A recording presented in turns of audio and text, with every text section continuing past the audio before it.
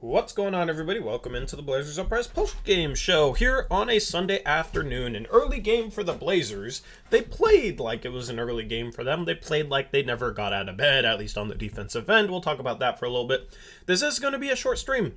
We got the Niners kicking off in about 45 minutes. We're going to end the stream for that game, so no graphics or anything. We'll talk a little bit about this game. We'll also keep you up to date with the AFC Championship going on right now, because a lot of people said they enjoyed when we talked about or had our live reaction to Bills versus Chiefs, and this is a really good game. Cincinnati's up 24-21 right now with 5 minutes left, so we'll keep tabs with that, and we'll talk about the game in between that, and that's basically what the stream is going to be. A little bit different than normal, shorter, more laid back, just kind of hanging out with you guys. So the Blazers, Eric, didn't play defense today. It comes down to that. What are your thoughts about the Blazers defense today? Yeah, they definitely did not make the trip to Chicago. Just gave up way too many open shots. Our closeouts were awful. And it was pretty much everyone on the team. And that put our big man in a very bad position to where they had to come up on a penetrator, and they often just dumped it off to Vucevic or Tony Bradley or whoever, and they mopped up with easy baskets all day because, our perimeter defense could not keep a single person in front of them, and it was pretty bad. And DeRozan made some incredibly difficult shots. There's nothing you can do about that, but you want that to be the only things that they're getting is tough shots, and we just gave up too many easy ones. And then combine that with DeRozan making incredible shots, there's just nothing you're going to be able to do. And we did our best in the first half to, pretty much everyone was on fire at the start of this game. CJ, Norm, Ant were all hitting crazy shots, and we actually had the lead for a while because of that. But as soon as we started missing some of those shots, and we stopped, we weren't getting any stops on the other end, it was pretty much game over from there. Yep. So, I don't know. Yeah, the Blazers did not show up defensively today, to say the least. Lots of reaching from guys like Rocco. Lots of just undisciplined stuff in this game. Mm-hmm. The Blazers had kind of cleaned that up, but this kind of looked like the road team we saw earlier in the season. They had a good offensive night and started off really hot offensively, and that kept them in this game for a while, and that made this final score a little bit closer than it otherwise would have been. In the end, you gotta get stops, especially, this was a sort of game, and I asked you this during the game, Eric, because we did a watch party live during this game for channel members. I asked you, do you think there's any chance we come back? We were down 15 with about, 6 minutes left in the third quarter. And you said, yeah, there's still a chance. I said there's no chance because we're not going to get enough stops in order to gain ground on them. We did cut it to 8, and then we missed a couple threes. But that's the thing, is when you can't get stops, you have to make every shot, right? Because that's the thing. When we get hot offensively, cut it to 8, but then we miss a couple shots, and we're back down to, down 12, down 13. So it's just one of those games where you could kind of tell, even if they made a run, even if Portland made a run, this wasn't a game they were going to be able to get back into. As far as the stats for this game goes, or do you want to continue talking about that? Yeah. I just want to say something as kind of a general overlying thing. Yeah. So, thinking back in January, what have been our worst games defensively? This one, obviously, right? Yeah. And off the top of my head, the Denver one was bad, right? Mm-hmm. Where Ant didn't play, right? Yeah. Ant didn't play in that one.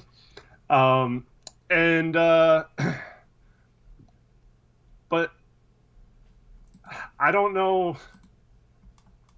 Okay, I'm not necessarily blaming Norm here, but our defense was looking really good. We were, top 10 for a week or 2 week stretch in defense.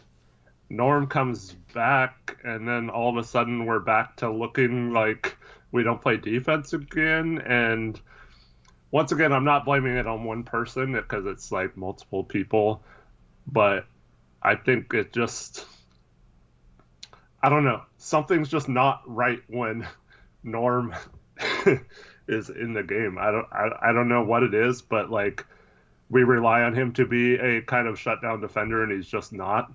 And yeah, it's once again, I'm not blaming him necessarily. It's just I felt like we were playing really good D and making strides, and it was to the point where you could see progress, and you were excited that they were closing out better, and then they weren't giving up as many open threes.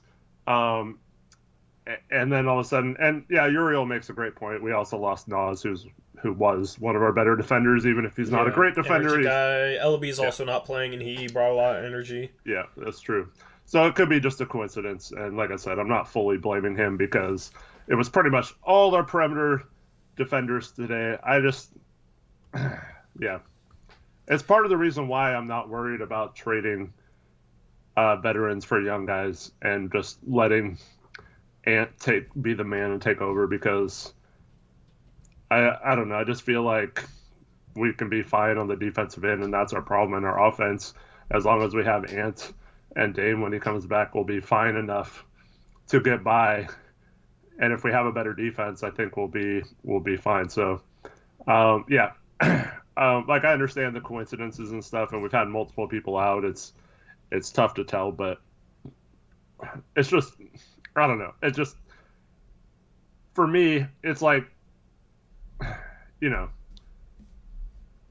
someone comes back, that shouldn't affect whether like Anthony's closing out properly or playing good defense or something like that, like who he's playing with or whatever. And it's just, but yeah, I'm not sure. But I mean, Beerus has an awful take. He says it's because CJ is a ball hog. But yeah, like obviously he's had that opinion every game, but which is just ridiculous. But yeah, so he also says Ant's looking worse and worse. Like, what is? Ant had a really good game. Literally, the last game he had 27. Yeah, I mean, we just throwing crazy takes out here, I guess. Beerus. Ant had a pretty good game today. Outside of his 2-point shot wasn't falling, but he was still, I think, 50%, 5 of 10 from 3, if I'm not mistaken. So yeah, it's not. Had 6 assists and only 2 turnovers. Yeah, I don't know. I don't know how anyone could say he's regressing or looking worse. Yeah, I mean, it's like he has a hot stretch, and all of a sudden, I guess people expect him to have a good game every game. Like, the only thing he struggled finishing inside the arc. He was 2 for 8. Otherwise, he knocked down threes. He ran the offense, most assists on the team, only 2 turnovers, 3-to-1 assist to turnover ratio. Like, he played a fine game. You know, I don't see how he's looking worse and worse. Here's the thing. When you're an unheralded player and you all of a sudden break out, you're going to start getting a lot more defensive attention. And he's getting a lot more defensive attention. But I think he's handled it great. Yeah, and I think he's handled it very well. But it's a lot harder to consistently have big games when defenses are geared up to stop you, especially good defenses, good defensive teams. That's what the Bulls have been this year. So it's not Ant looking worse at all to me. It's a situation where he's just having to learn how to deal with more pressure, deal with being trapped off the pick and roll. I mean, there was a stretch there when he was breaking out where teams were just running drop on him and he was able to just walk into 3 after 3 after 3. And it was just comical how defenses were playing him, right? So, yeah, it looks good when he's making threes. But he's not going to... He's getting a lot more respect from the defense. That's what I think about him. So... Mm-hmm. I mean, just look at his splits for January. People need to chill on that. You got 3rd and 2 for the Chiefs right now. 1 minute 38 seconds left. They're at like the 10-yard, or no, they're within the 10-yard line, Eric. Are we gonna have a Bengals or a Chiefs Bills type finish? First down. Yeah, it's looking like it. They just got a first down. Bengals only have 2 timeouts left. Yeah, they'd probably be smart to bleed the clock a little bit. Yeah, this isn't looking good for Cincy. I almost wonder if you let them score if you're Cincy. You can't. You can't let them get the because it would be a tie winning, game. So, yeah, it would be a tie game. It's just like I feel like they're gonna score, and I don't know how much time you want. Yeah, this is really tough for Cincy. Anyway, we'll keep you guys posted on that game. There's a timeout. But yeah, to be fair, Norm offensively had a great game. So did CJ. only had 10 shots. Yeah, and Yeah. Simon takes 18. Uh, Nurk, I mean, he finished well today, but didn't rebound well. There wasn't a lot of missed shots in this game, I guess. Yeah. But yeah, Turnover happy a the little the bit for him. four turnovers, man. Nurk's got to find a way. He lost the ball so many times trying to just back down on the post, and yeah. And then Macklemore comes in, hits his first three, and then proceeds to go 1 for 8 the rest of the game. But he's out there chucking. I thought Yeah. Watford, man, is awesome. I love Watford, man. 3 blocks, 2 assists, 5 for 6 from the field for 10 points in 22 He had minutes. some good, decisive moves today. He's getting so much more confident. And, yeah. That move he put on Levine to get an open shot, he had a post up. That was really nice. He pulled out the rondo, the little fake spin back to the middle. Yeah, I mean, he's just looking confident. And I said during this game, like, I like the attitude he's showing. You know, normally when you get, like, undrafted rookies, they're going to be kind of timid. Like, you know, guys that, you know, have had to claw and scratch their way into the league and, you know, had to worry about even getting into the league after going undrafted. Normally, like, once they're there to start off, they don't necessarily play with a ton of attitude. And Watford played hard, you know, but didn't really show much emotion the first couple of weeks he was playing. And today, like, the attitude he was showing was enjoyable. Yes, very much so. And yeah, so his guy scored a lot of points when he was in the game, but it's the same thing that happened to Dirk earlier in the season, where like he just got put in such bad positions because our perimeter defense was horrible in this game, and he had to make a choice whether to come out and help or to stay on his guy, and there's no really right answer in those situations. But yeah, so for those that don't know, so a closeout means if the ball is passed to your guy and you're running out on them, how you run out at them is very important. That's called a closeout. And you want to run out in a way where you can test if he's going to shoot, but you're also not like going too fast or jumping to where if he puts the ball on the floor, he could just go right by you. And the problem with our defense this year, and particularly in this game, was every time they made a pass and put the ball on the floor, they were getting right by our defender who wasn't closing out properly and keeping the guy in front of him. And that was leading to them doing either kicking out for an open three somewhere else, or that guy shooting a wide open shot, or them dumping it to the big for a wide open shot. And those are just breakdowns you cannot have. And that's the reason why guys like CJ Ellaby have been effective in the minutes that they've been playing, more so than some of our starters, because they're not allowing those type of things to happen as often as our main guys are. And they're all veteran players that are making these mistakes. And I feel like, you know, people like Rocco, we talked about in the past, there was one play that Tori brought up in the stream when we were watching it, where he literally went for a steal, missed it, and then instead of getting back in front of his guy, reached 3 times and then complained about a foul call on him and stuff. It's like, you can't do that, man. Like, you have to be more disciplined. And the games where we just get destroyed on defense, I just feel like the discipline has lost it, and it kind of trickles down, and then everyone has to kind of recover, and then our recovery is obviously not the best part of our defense yet. We're still kind of learning that part. You know, our actual rotations have gotten better, but then oh, he fumbled. Oh my goodness. Sorry. Oh my goodness. Kansas City almost. No. Oh my goodness. All the way back to the 26. What? Sorry, what was that play? Oh my goodness, if the Bengals picked that up. Mahomes had like 3 rushing him and couldn't find a target. A fourth I think it was a linebacker in coverage, just finally decided to rush, and Mahomes just kept backing up, and then got a hand on the ball. This is it. It's either field goal to overtime tie or... the game. Yep, 4th and goal. I'm not going to look at chat. 2 seconds left. But it's a much longer field goal than it otherwise was. Yeah. Oh, man, if they picked up that fumble. Are we going to get another overtime? Imagine we get another overtime and another, offensive touchdown right off the bat. The uproar about the OT rules. Whoever wins the coin toss. Yeah. So it's going to be a 40-yarder. Oh, if they got that fumble, man. Mahomes almost choked. I'm not going to look at chat because they might be ahead of me. We got... What's their kicker's name? Butker? Is that their kicker? Harrison Butker. Yeah. 44-yard attempt. It's even longer. They were at the 5-yard line. Yeah. Here we go. Snaps there. Kick is right down the middle. We're going to overtime, Eric. Will the Chiefs get lucky again with the coin flip? They need to fix the OT rules.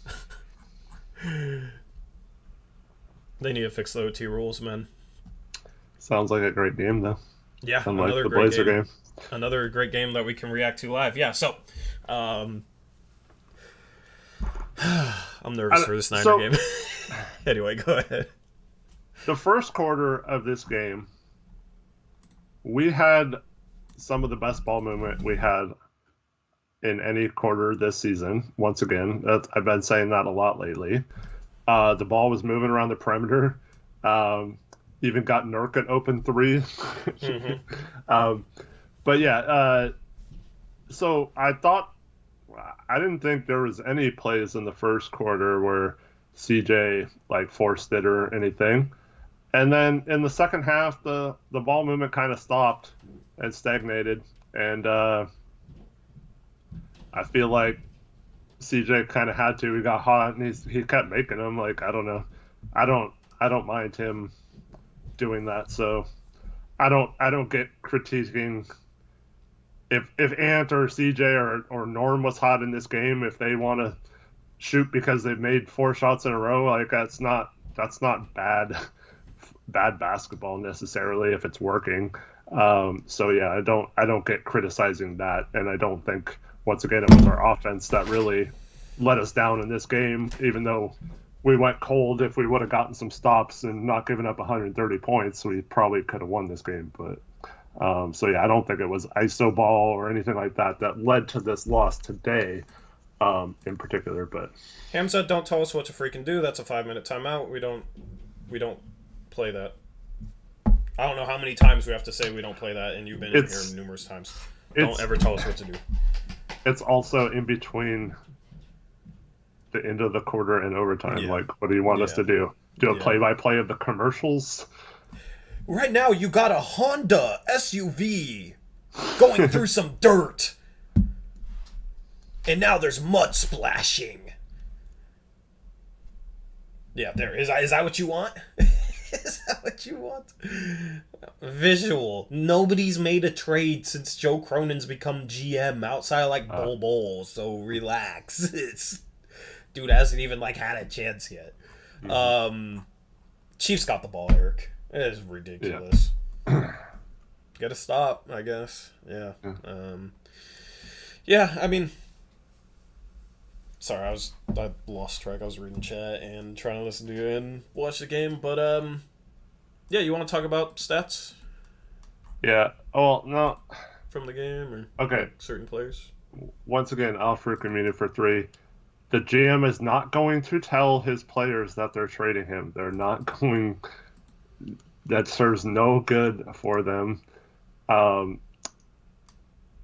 He's got to keep this team locked in as much as possible and as least distracted as possible until the trade deadline. He's not going to go and be like, hey, guess what? We're trading everybody, people. Come get any player you want. That would be horrible to tank their value. and for the morale of the team. So yeah, I mean, Jason Quick last year, right before the deadline, said he didn't expect any moves, and like Gary Trent Jr. was going to stay, and then Gary Trent Jr. got traded. So just relax on the worry about not doing anything or listening to Jason Quick, because Jason Quick has kind of always been off in regards to that sort of stuff. Well, I mean, he could be right here, it could be wrong, but it's just like there's smoke screens and politics and all this stuff involved right now. Like, I wouldn't listen to anything anyone's saying, really. Josh Allen 2 minutes ago tweeted out pain after the coin flip. Anyway. Yeah. And Tori and I, we'll keep it real. If Cronin does want to build around Dame, CJ, and Nurk, we obviously will critique that. Tori and I both feel like this is Dame and Ant's team now, and that should be clear to let that happen. But we'll be there. We'll critique it. If he doesn't make any moves, we will absolutely crush him. If he makes moves that are only short-term minded for this year to try and make a play-in game, we'll crush him for that. But overall, I'm gonna wait till he makes a move to judge it, and I'm not gonna really listen to much noise outside of that until that happens, because there's, like I said, a lot of politicking involved with trades and keeping egos happy and that kind of stuff. And And honestly, like I said this before, but Quick just called Dame basically a baby a couple weeks ago on that same radio station. So I don't know how much Nurk's going to be cool with Quick when Dame isn't right now. So yeah. Dude, a Cincinnati cornerback just dropped an interception. Did he? They would have won the game. Oh man, it's 3rd and 10 for Kansas City, by the way. 3rd and 10, Mahomes shotgun, drops back to pass. He's gonna throw it deep. Tyreek Hill there. Intercepted! Mahomes chopped. Bengals got the ball at the 45-yard line. There was a tip. Double coverage against Tyreek Hill. What a great play. What a great tip. That was phenomenal. Since he has the ball at the 45-yard line, Eric, field goal would win them the game. What a play. Oh my goodness. I thought Tyreek Hill was going to get that. Wow, that was impressive. Anyway, don't spoil Chris, man. It wasn't just Chris. It was. Oh wait, no. Actually, he might have been talking about that play. Oh no, he was talking about that play. No, you didn't spoil. No, that's fine. We have like latency. No, we have like normal latency on accident, which means like between us and you guys seeing us, there's like 20 seconds of delay instead of like 4 or 5. So but yeah, I mean, we're just gonna react to the rest of this, I guess. Pass. Zach was the first one to say pick, and then Vera said interception. I mean, I'm not even reading chat. Yeah. I'm watching this game. We're going to react to this game live and talk a little bit basketball after it. We're going to end the stream when the Niners are kicking off, because we're both Niners fans. But we'll have another stream tomorrow, because it's the first night of back-to-back. Or first day of back-to-back. Here's the thing about Quick. He's fantastic with like stories and articles and stuff like that. Mm-hmm. But, I mean, he'll even, if we had him on the show, he'd be honest with us. He's not the most in-depth when it comes to trades or value of players or the salary cap and that kind of stuff. So yeah, like that kind of stuff, I don't tend to read into too much what he says about that. And also, this team itself has flipped so many times on what they're going to do. Because leading into the season, he said that they would for sure be a tax team this year, and they know they were going to be a tax team. Mm-hmm. And then throughout the season, it's been like, well, now it's like, oh, they don't want to pay the tax or whatever. It's like, so like, what he's saying could be true at the time too, but that doesn't mean necessarily that that's the plan going forward.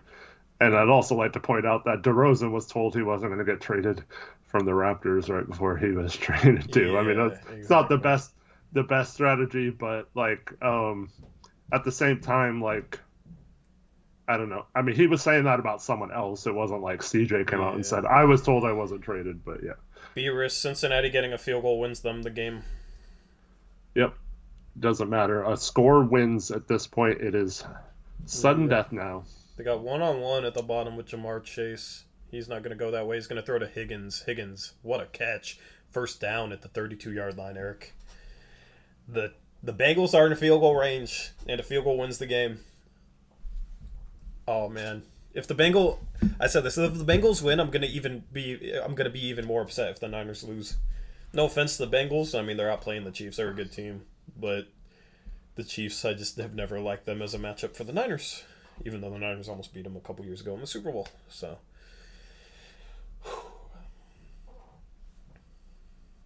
yeah. Yeah, it's hard to put a pulse. It's hard to put a finger on what the Blazers are going to do. I have no idea. I'm not going to overreact to any, like, one report because it's been off in the past. You know, like, there's no...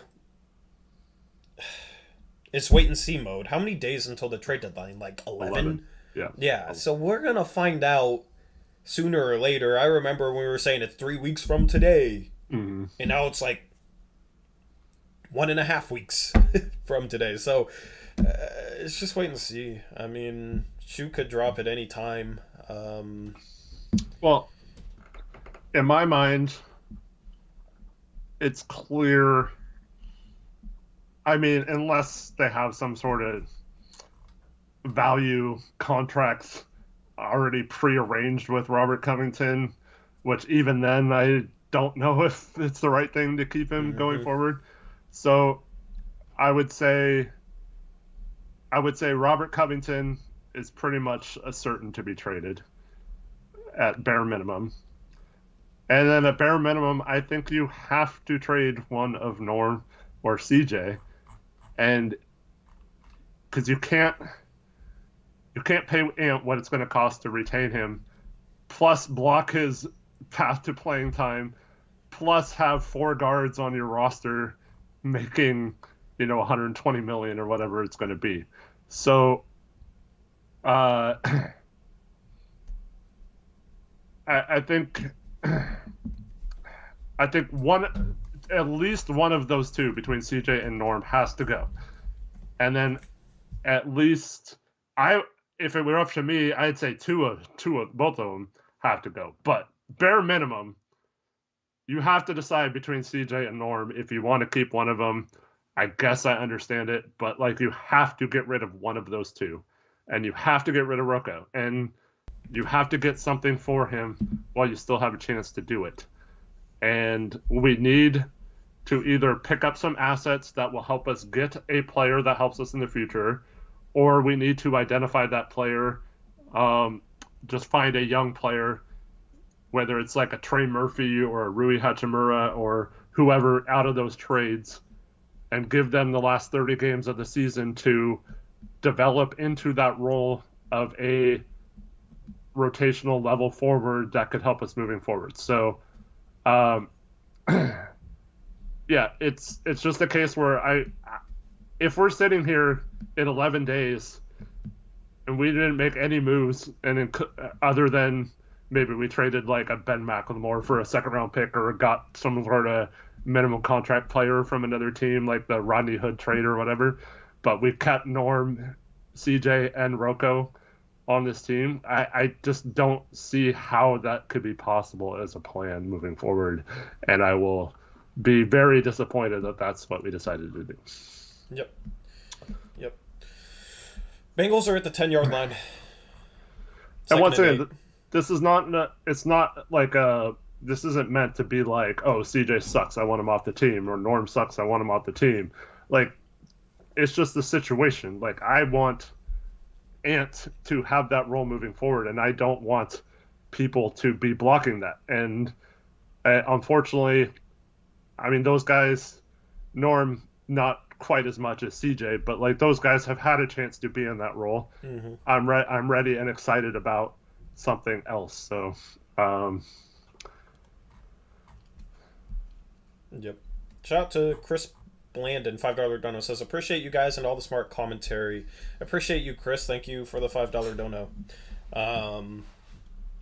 Kicking units running onto the field, 3rd and 11. Thank you, Chris. Evan McPherson, the rookie. They're kicking it on 3rd down.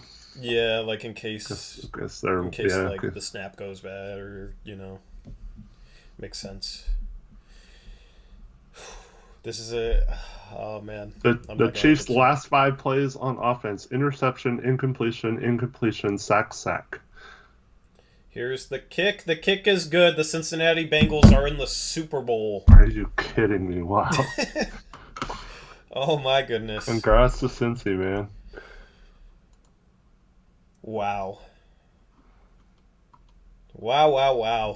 There was somebody I followed on Twitter that was a Bengals fan, and I remember him just always talking about their struggles, and now they're in the freaking Super Bowl. That's amazing.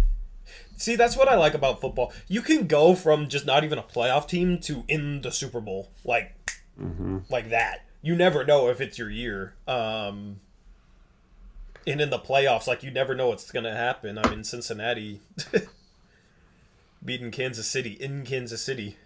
I mean, you look at the Niners run. Oh, I'm so nervous for this Niners game, Eric. Yeah. Oh, I'm so nervous. Twitter's going to be lit. Follow me on Twitter at TorJonesYT. Yeah, links in the description. Follow Eric at HoopsJuck. Oh man, I couldn't be on the stream watching the Niners game. Bengals 49ers rematch. Oh, fingers crossed, man. Me and Chris S. and Mute That Bozo are old enough to remember those Super Bowls. Yeah. Didn't the Niners beat them 55-10? That was the Broncos. The Broncos, yeah. The last time they played was the game where Cincinnati scored with a couple minutes left, and Joe Montana led them down the field, hit John Taylor for a game-winning touchdown near the end of the game. That was the one where he went into the huddle and made a joke about certain I don't know if you know who John Candy is, but he made a joke about him being up in the stands. So yeah, instead of kind of light the mood of the huddle, and legendary. Yeah. Yeah. Oh man, I can't believe that. That's amazing. Look at Joe Burrow, man. Man, the Chiefs just shot themselves in the foot so many times this year. Yeah, I mean, dude, they're so close to being dynasty level, and they won a championship, and then they get waxed in the champion. Yeah, barely. God, I still can't believe we choked that game, man. And then they get waxed the next year, and then they lose to the Bengals in the AFC Championship. So I've never seen a championship. I don't know what it's like for my favorite team to win a championship. Okay, chat? I'm a Gonzaga fan, I'm a Mariners fan, I'm a Niners fan, I'm a Blazers fan. Don't know what it's like. So I'm so nervous. Because I'm 0-4 as a fan.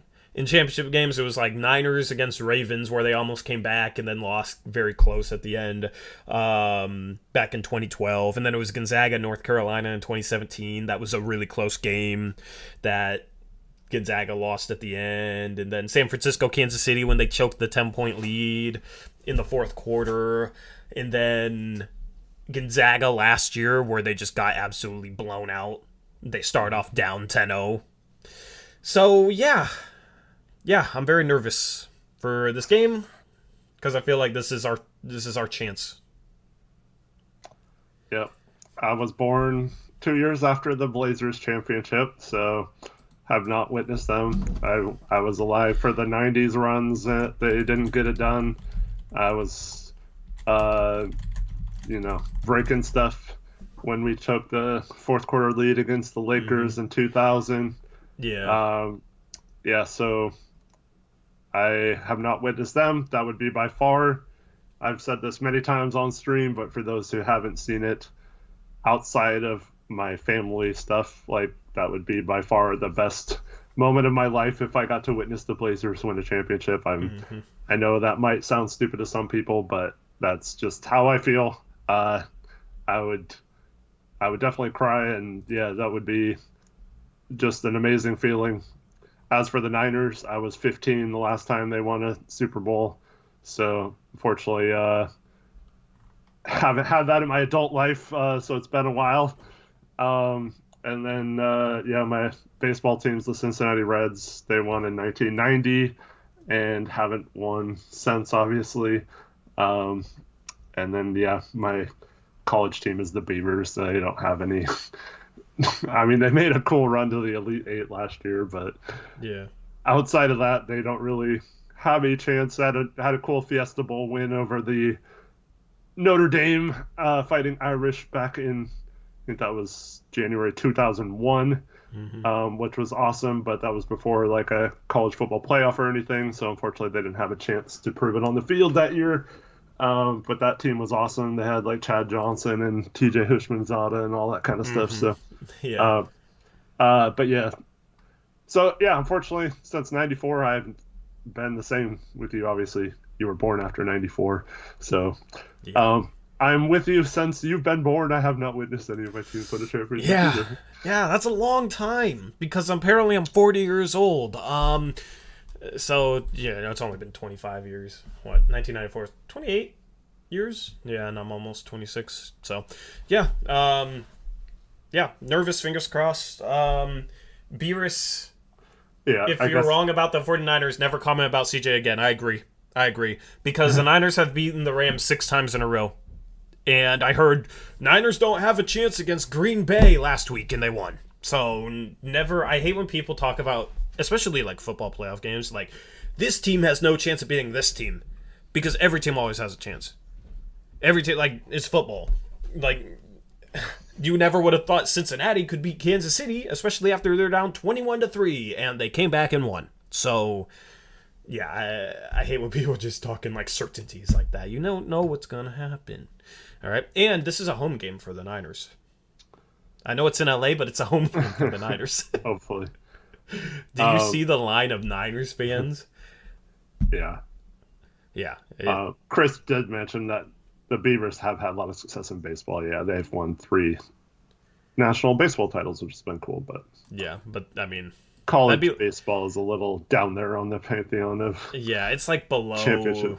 Yeah. It's like if awesome. Yeah. If the Templars won a championship, I wouldn't count it. I wouldn't count it. It's not in my top 4. Yeah, I mean, I would have been super happy for the Timbers. I was watching that game. I'd have been happy for them. Yeah, it's not like it wouldn't have changed my life emotionally. Like a Blazers championship would absolutely change my life, and yeah, I don't know. It would be an amazing feeling. Yeah, you'd be on cloud 9 all summer. That'd be awesome. And then you'd never not one, especially if it's Dame that gets it done, man. Mm-hmm. And then you wouldn't have to hire it ever again. Dame's awesome, but he sucks in the playoffs or whatever. And yeah, I truly believe if Dame wins a title in Portland, it'll go down as one of the greatest accomplishments in sports history. So, yeah, it'd be awesome. But unfortunately, not quite there yet in terms of the Blazers. Yep. 15 minutes to kick off. I guess we'll chill on them until then. There's a lot of red in the stands, Eric. Nice. There's a lot of red. There's a lot of red. Yeah, so, fingers crossed. I mean, Gonzaga could get it done for me this year, too. I don't know. I feel like this is the year for Gonzaga, or I don't know how good they're going to be next year. They'll be good. I just don't know if they're going to be, like, 1 seed in the tournament good. Yeah. Because they're obviously going to lose Chet, probably going to lose Timmy. Yeah. Probably going to lose Strother. I think Strother's going to enter the draft. I think he'll get drafted. Mm. But yep. And Nemhardt's a senior, right? It's always weird. I think he's a senior, but I don't know if he's like got another year of eligibility because of COVID. Yeah, and like last year he wasn't supposed to play, and yeah, it's weird. Yeah, it lists him as a senior, so yeah. I mean, he's a senior. I mean, they got Hickman and Salas. If both those guys stay, both those guys will be like two of the best guards in the country next year, I think. But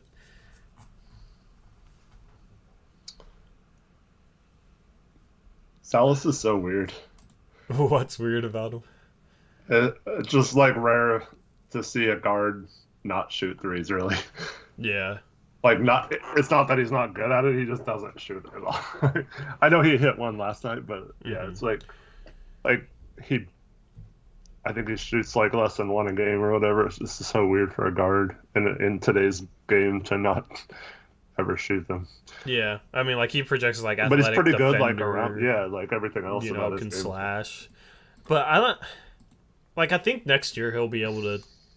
I think next year he'll be a bit of a shooter. I trust I trust few to kind of figure that out with him. Right.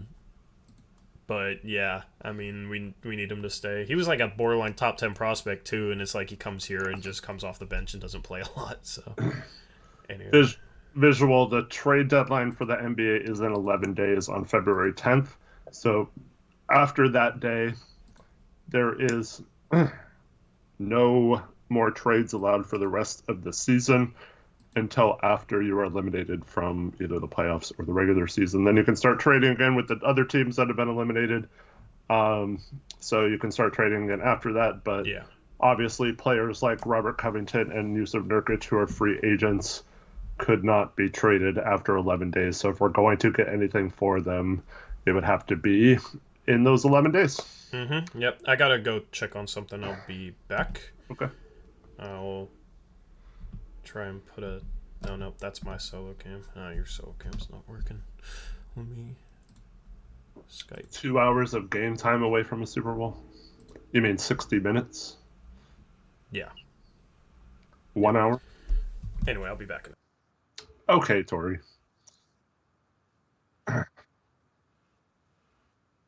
Rams winning it all. Okay. I mean, they very much could. If they beat the 49ers, they'll be favorites to win the Super Bowl because they've had a really good season. So, yep. Yeah,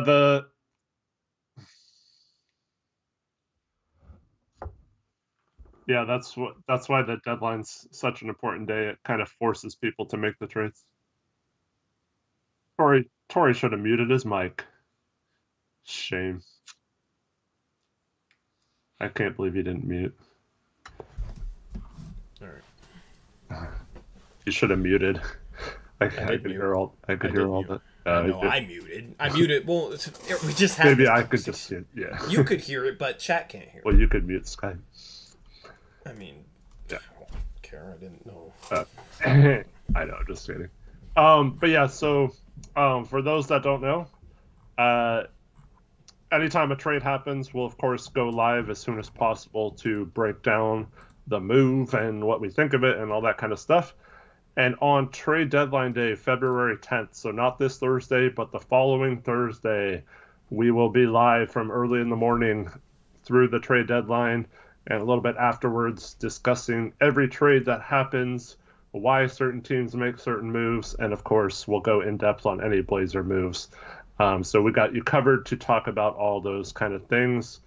And it's a really fun day for both Tori and I because we love trades and, figuring out why teams did certain moves and what this means for the teams that are rebuilding and all that kind of stuff. Yeah. So, it's just at the point where, like, I'm just waiting for that, honestly.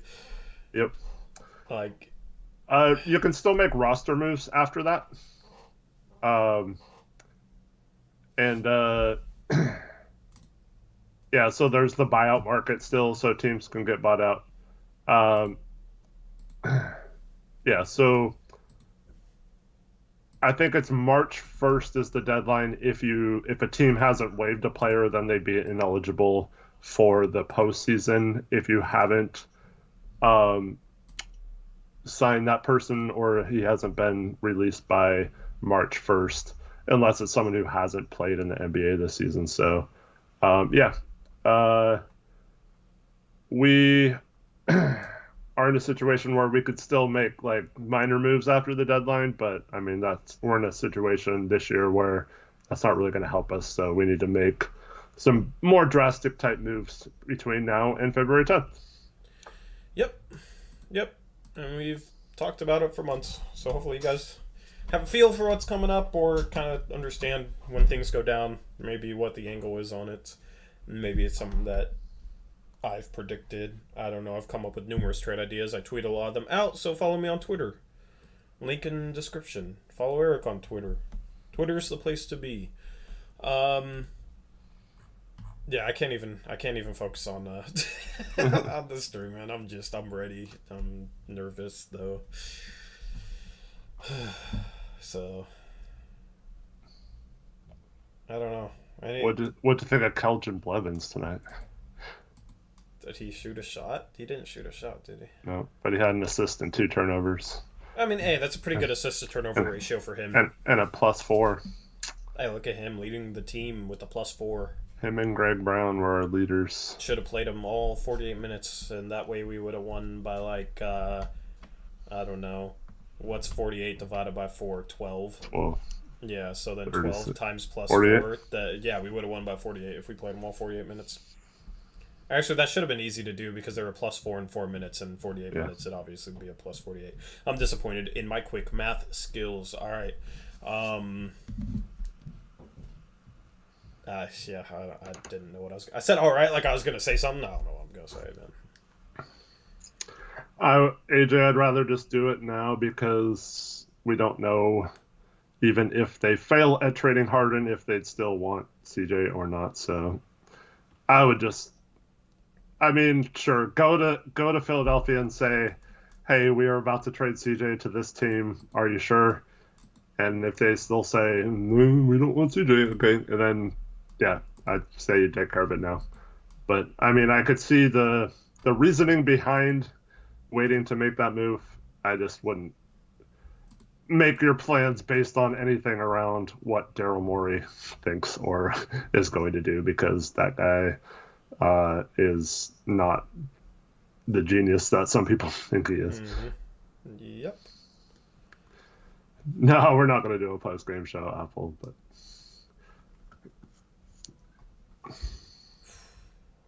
All right, yeah. Anything else you want to say for the stream, Eric? No, thank you everyone for tuning in. Sorry it's cutting it short, but obviously Tori is a lot distracted, and yeah. Yeah, Thank you for tuning in. Thank you to all those who tuned in to watch the watch party earlier. Mm-hmm. And I hope everyone has a good rest of your day. We'll catch you with 2 streams tomorrow. We'll have a pregame show / picks against the spread / whatever you guys want to talk about before the game. And then we'll be live after the game as well, taking on the Thunder. So maybe we'll get a win. But yeah. Yeah, that stream will be a little shorter as well. Probably 45-minute stream I'm planning on, depending on how many. Actually, there is a lot of picks against the spread games, so we'll see. But the game does tip off at like 5 p.m. So early tip-off times, you gotta love them. Lots of road games, and they're not on the West Coast. So we'll have the post-game stream tomorrow at like 7:30. That'll obviously go a lot longer, and we will have Blazers Uprise Live second channel, link in description box below. So with that being said, that wraps up this short post-game show. We gotta get one out for every game. So we gave you guys what we could. Niners about to kick off against the Rams. Go Niners. I'm going to be a nervous wreck on Twitter Go for the next 3 hours. Yep. So hopefully we catch you tomorrow. Until then, hopefully you have a good rest of your Sunday. Until next time, as always, peace out. Go Blazers.